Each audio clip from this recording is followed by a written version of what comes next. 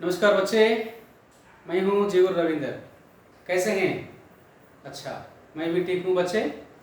कल हमने ईदगाह पाठ के बारे में पढ़ चुके हैं, है ना। कल मैं आपको कुछ गृह कार्य भी दे दिया है। किए आप? अच्छी बात है। कितने बच्चे किए? हाथ उठाइए जरा एक बार। शाबाश, ज़्यादा बच्चे किए हैं, बड़ी खुशी की बात है ना। हाँ, ऐसे ही होमवर्क करते रहिए, है ना बच्चे। हाँ, आज हम माँ मुझे आने दे पाठ के बारे में पढ़ेंगे। इससे पहले ईदगाह पाठ पढ़ चुके हैं ना, इसके बारे में कुछ प्रश्न, है ना। हाँ, ईदगाह पाठ में पाठ का लेखक का नाम क्या है? बोलो। हाँ, सही है, प्रेमचंद, है ना। राइट। प्रेमचंद की असली नाम क्या है? हाँ, शाबाश, धनपत राय श्रीवास्तव, है ना। राइट। लड़का का नाम क्या है? बोलो। सही है, हैमिद, है ना। उनकी दादी का नाम क्या है? बोलो बच्चे। हाँ, सही है, अमीना, है ना। हाँ, ये बच्चे मिलकर सब कहाँ जा रहे हैं? बोलो।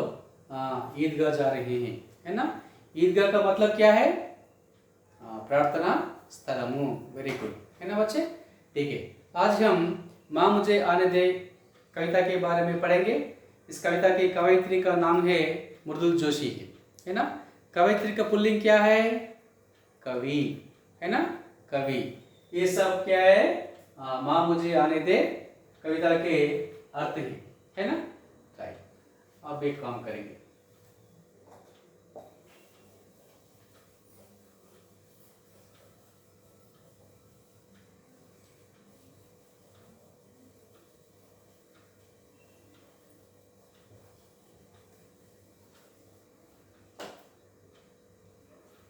हाँ ठीक है बच्चे। अब उन्मुखीकरण। माँ चाहिए, बहन चाहिए, पत्नी चाहिए, फिर बेटी क्यों नहीं चाहिए। अंधे की बिटियां करे पुकार, मत रो यहाँ अत्याचार, है ना। हम सबको माँ चाहिए, है ना, अम्मा कावाली अंदर की। बहन चाहिए, సోదరి కావాలి, పత్ని चाहिए, భార్య కూడా కావాలి, फिर बेटी क्यों नहीं चाहिए, కానీ అమ్మాయి ఎందుకు వద్దు. అందేకి బిటియా కరే పుకార్. అందేకి మనల్ని చూడని అమ్మాయి అరుస్తుంది, అర్థమైందా. మత్ కరో యహ అత్యాచార్, ఈ అత్యాచారం చేయొద్దు అని. ఓకేనా పిల్లలు? రైట్. अंधे की बिटिया क्या कहती है? अंधे की बिटिया कहती है यहाँ अत्याचार मत कीजिए, है ना। हाँ, इन पंक्तियों से क्या संदेश मिलता है? बोलो। हाँ, इन पंक्तियों से यहाँ संदेश मिलता है कि अंधे की बिटियों को हत्या करना अपराध है। इसे कहते हैं हम भ्रूण हत्या। भ्रूण हत्या का मतलब होता है जो माँ के जो गर्भ में जो होता है, गर्भस्थ शिशु जो होता है, उन बाहर ना आने से पहले उनको मार डालते हैं। हम अंग्रेज में कहते हैं उसे अबार्शन, है ना बच्चे. ఆడ తల్లి కడుపులో ఉన్న అమ్మాయి అని తెలిస్తే ఆమెను బయట రాకుండా ఏంటనమాట అబార్షన్ చేసి చంపేస్తారు. ఇదే అత్యాచారం అనమాట. అమ్మాయి అదే అంటుంది. नारी के बिना समाज की कल्पना असंभव है, इस पर अपने विचार बताइए. నారీ, స్త్రీ లేకుండా ఈ సమాజాన్ని ఊహించడం చాలా కష్టం, అవునా కదా. మనకి ఏదనమాట, పొద్దున్న లేస్తేనే అమ్మ కావాలి మనకి, కదా పిల్లలు. కాబట్టి ఏందనమాట, అమ్మ ఉంటేనే మనకి ఏందనమాట ఇల్లు నిండుగా ఉంటుంది, है ना. हमें कहावत है, जिस घर में लड़की नहीं है वहाँ घर सोना सोना लगता है.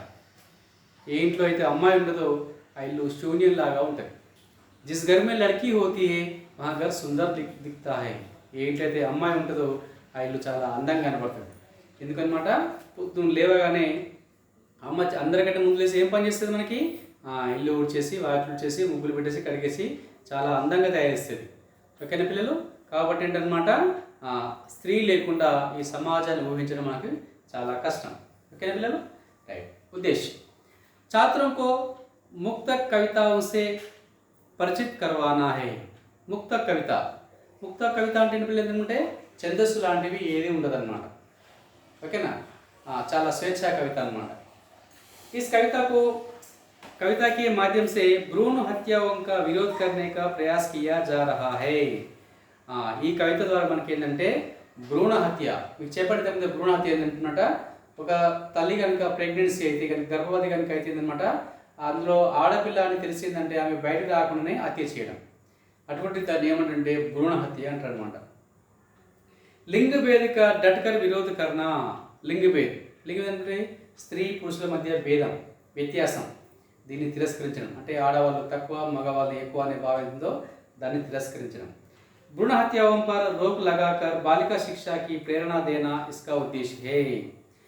భ్రూణ హత్యల్ని నిషేధించి అమ్మాయి శిక్షకి అమ్మాయి ఇలా విద్యకి ప్రేరణ కల్పించడమే ఈ కవిత యొక్క ముఖ్య ఉద్దేశం। ఓకే మీరు राइट। विधा विशेष यहाँ एक मुक्तक कविता है। ఇంతకు చెప్పుకున్నాం ఇది ఒక ముక్తక్ కవిత అంటే ఛందస్సు లాంటివి ఏమి ఉండకుండా చాలా స్వేచ్ఛగా ఉంటుంది। इसमें प्रत्येक पंक्ति कविता विषय के इर्द गिर्द घूमती रहती है।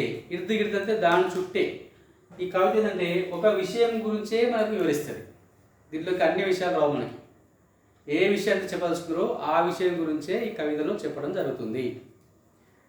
सटीक और प्रभावशाली शब्दावली ऐसी कविताओं की पहली मांग होती है। స్పష్టమైన ప్రభావవంతమైన పదాలు ఏంటంటే ఇటువంటి కవితలు అన్నమాట చాలా ఇటువంటి కవితలకి బలాన్ని చేకూరుస్తాయి పిల్లలు। ఓకే మీరు राइट। कवयित्री परिचय। कवयित्री मृदुल जोशी का जन्म सन 1960 में उत्तराखंड के काठ गोदाम में हुआ। राइट। इवे ఎప్పుడు జన్మించబడిందన్నమాట జన్మ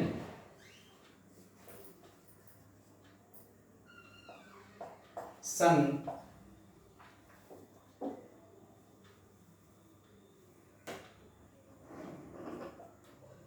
1960 में कहाँ जन्म लिया है?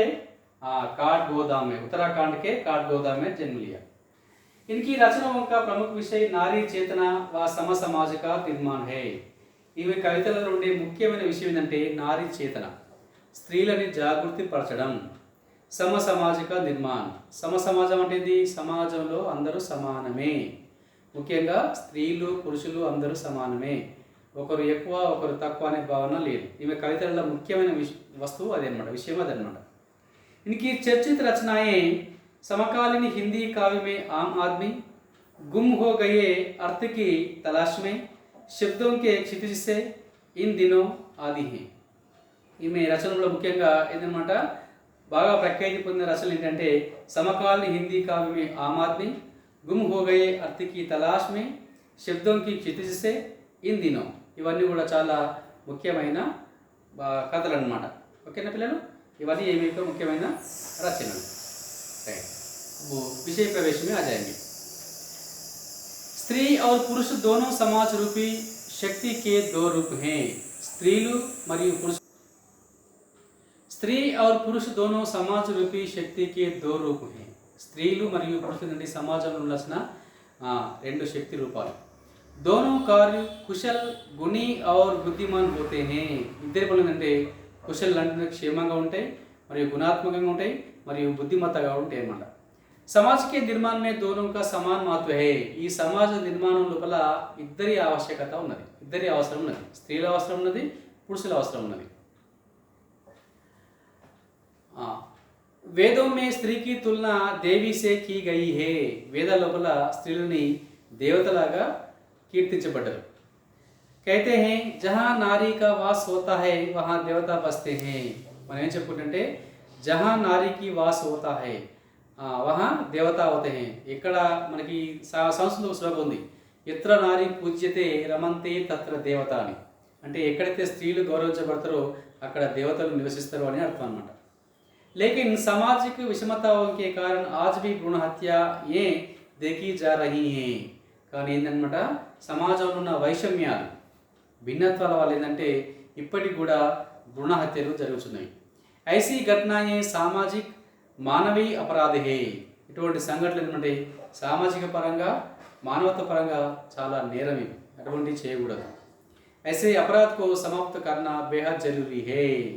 ఇటువంటి అసమానతల్ని తప్పకుండా రూపుమాపాల్సిన అవసరము ఉన్నది। వాక్య బిల్లులో ఇప్పుడు కవిత కొద్దాం। ओके, ये गेय कविता है, मैं एक बार गाता रहता हूँ, आप भी गाते रहिए, है ना।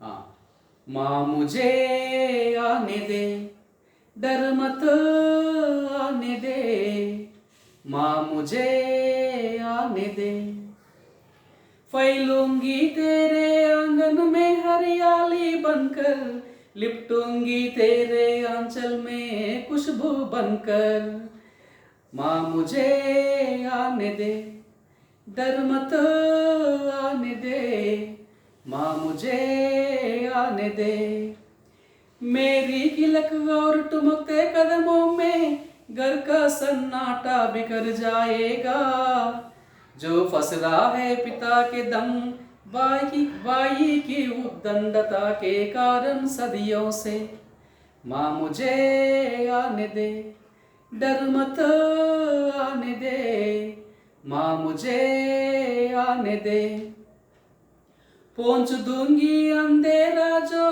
तेरे माथे की सिलवटों में सिमटा है, कभी कभी जर जाता है वो उसकी बूंदों सा आंखों की कोरों से, आने तो दे, धुल जाएगा सारा का सारा रुकीला एहसास, अकड़ीला मिजाज जो चिपका है घर की सारी दीवारों, माँ मुझे आने दे, डर मत आने दे, माँ मुझे आने दे, बंद दरवाजों खिड़कियों में तेरी आंखों में तैरते ये समुंदर, ये आसमान के अक्स मैंने देख लिया है माँ, माँ मुझे आने दे, डर मत आने दे, माँ मुझे आने दे,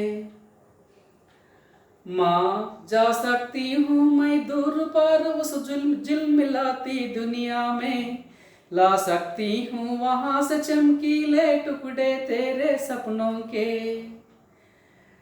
समुंदर की लहरों के तपेड़ों में ढूंढ सकती हूँ मैं मोती और सीपी और नाविकों के किस्से, माँ मुझे आने दे, डर मत आने दे, माँ मुझे आने दे, कर सकती हूँ माँ मैं सब कुछ जो रोशनी सा चमकीला, रंगों से चटकीला हो पर आने दे, डर मत माँ, माँ मुझे आने दे, माँ मुझे आने दे, डर मत आने दे, माँ मुझे आने दे।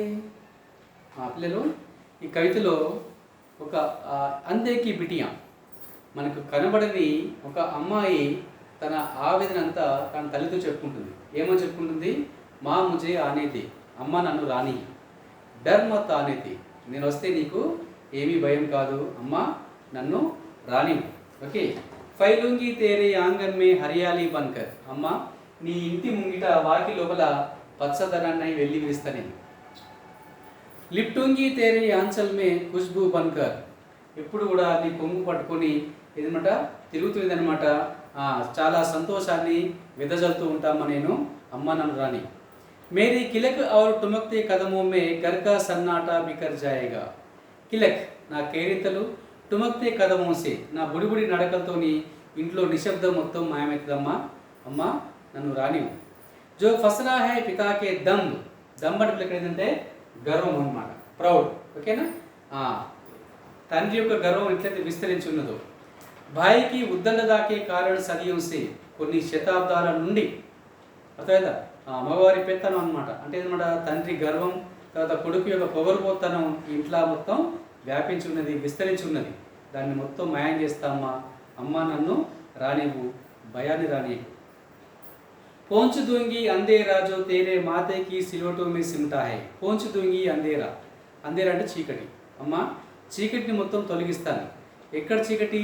తేరీ మాతే పర్, మాతే అంటే అనమాట నుదురు, ఈ భాగం అనమాట. సిల్వటే ఇక్కడ ముడతలు అనమాట, ఈ ముడతలలో దాగి ఉన్న చీకటిని మొత్తం నేను తొలగిస్తామా, అమ్మ నన్ను రానివ్వు. कभी कभी जर जाता है ओस की बूंदों सा आंखों की కోరం సే అమ్మా నీ కళ్ళెంబడి కన్నుల కొలల నుండి మంచు ముత్యాలలాగా బిందువు లాంటి కన్నీళ్ళు నేను చూశానమ్మా. అర్థమైందమ్మా? వాటిని మొత్తం తుడిచేస్తాను. దుల్ జాయేగా, నీ కన్నీళ్ళు నీకు రానివ్వను అమ్మా. నేను వస్తే నీకు కన్నీళ్ళు రావమ్మా, సంతోషం వస్తుందని అర్థం అన్నమాట.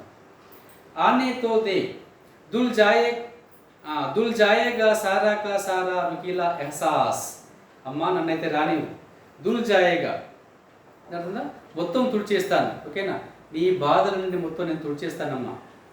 अकड़ीला मिजाज जो चिपका है घर की सारी दीवारों बंद दरवाजों కిటికీयों में అకడీలా మిజాజ్ గర్వంతో ఉన్న ఇల్లంతా వ్యాపించి ఉన్న కిటికీలల్లా దర్వాజల్లా ఇల్లంతా మొత్తం గర్వంతో వ్యాపించి ఉంది. ఓకేనమ్మా? దాన్ని మొత్తం కూడా నేను తుడిచేస్తానమ్మా, మొత్తం ప్రాడవుతాను. మైనే దేఖ్ లియా హై మా, నేను మా ఇంట్లో చూశాను అవన్నీ నేను. అర్థమైందా?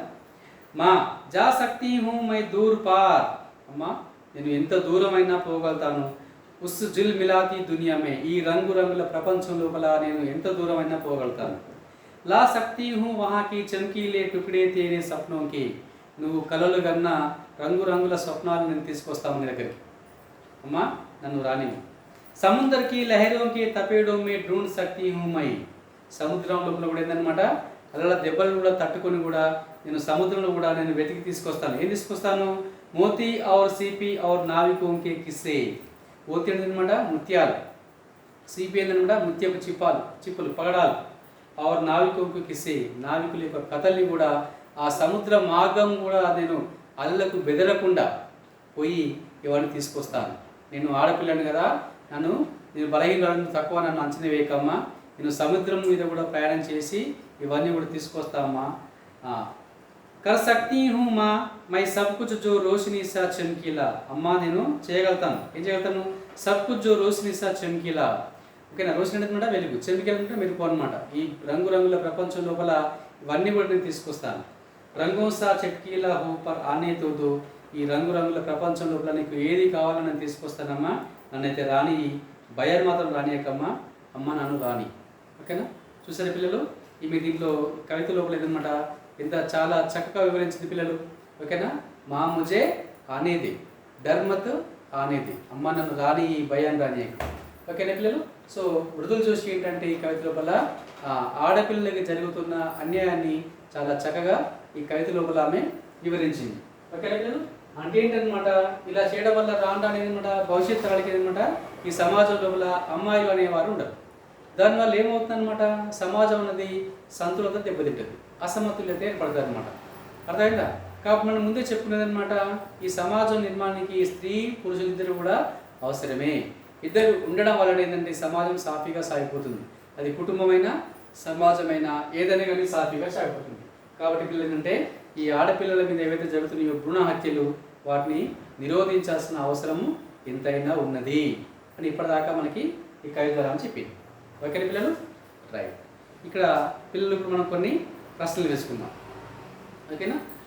అందేకి బిటియా పిల్లలు అంటే మనకు కనబడని అమ్మాయి. అందేకి బిటియా క్యా పుకార్తీ హే, క్యా कहती है బోలో. మా ముజే ఆనే దే, అమ్మ నన్ను రానివ్వు అంటుంది అనమాట. మా ముజే आने दे, है ना? भ्रूण हत्या का मतलब क्या होता है? जो माँ के जो गर्भ से जो बाहर नहीं आते हैं उसको घर में ही मार जा रहे हैं, है ना? ऐसे कहते हैं, भ्रूण हत्या कहते हैं. గర్భస్థంలో ఉన్న గర్భంలో ఉన్న ఆడ శిశువుని బయటికి రాకుండా అక్కడే చంపేయడమే దాన్ని ఏమంటే భ్రూణ హత్య అంటారనమాట. అర్థమైంది పిల్లలు? ఇది అన్నమాట. ఓకే. ఇప్పుడు మీకు కొన్ని ప్రశ్నలు పిల్లలు. ఓకేనా? గృహకార్యం.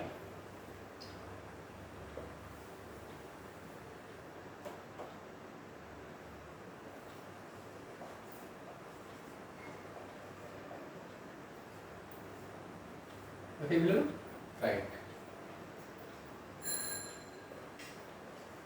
यह कविता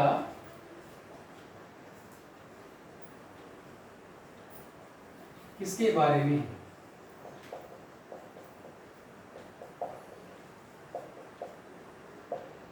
ఈ కవిత దేని గురించి? రెండో ప్రశ్న. समाज में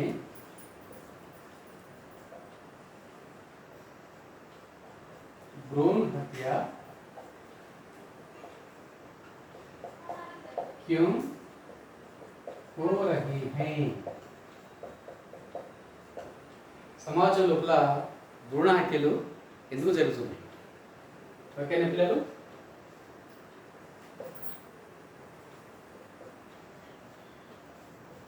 बालिका शिक्षा के लिए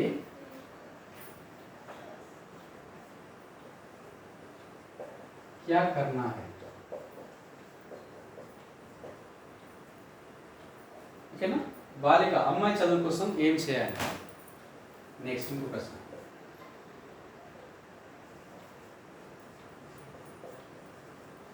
भ्रूण हत्या रोकने के लिए क्या करना है?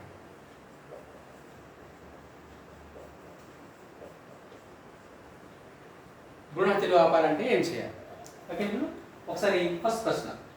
यह कविता किसके बारे में है? ये कविता भ्रूण हत्या के बारे में है ना बच्चे?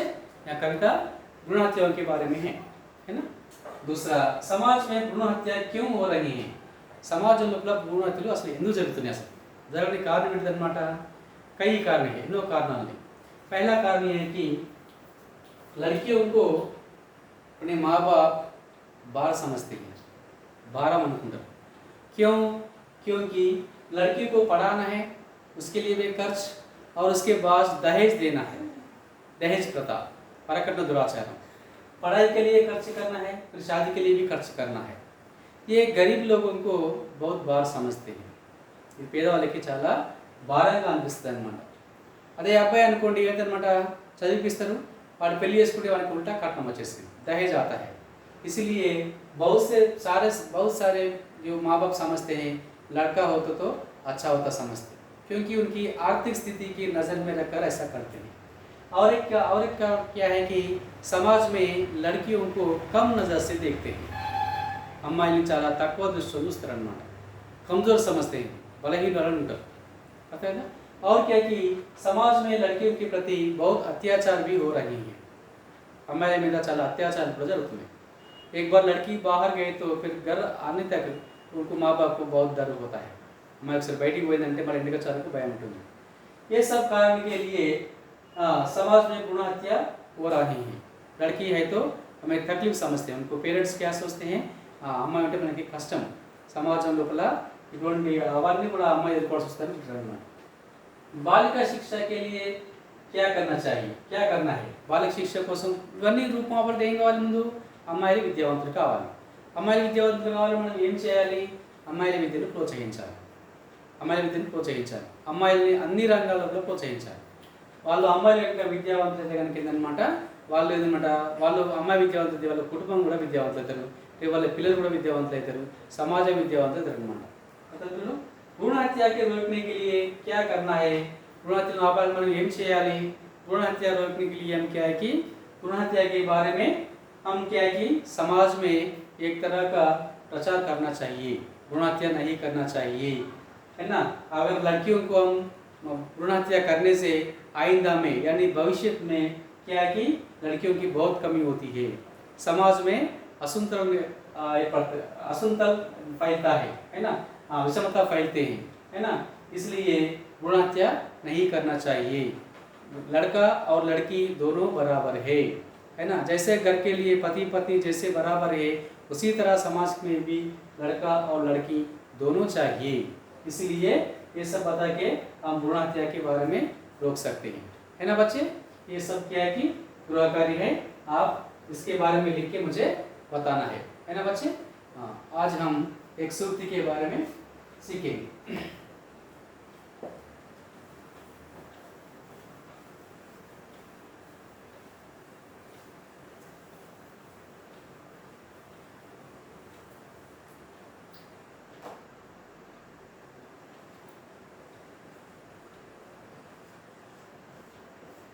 सूक्ति. लोग पढ़ना बंद करे तो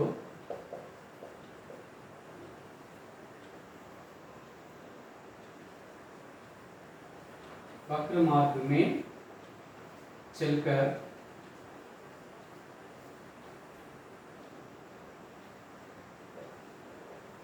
बढ़ना बंद करती है।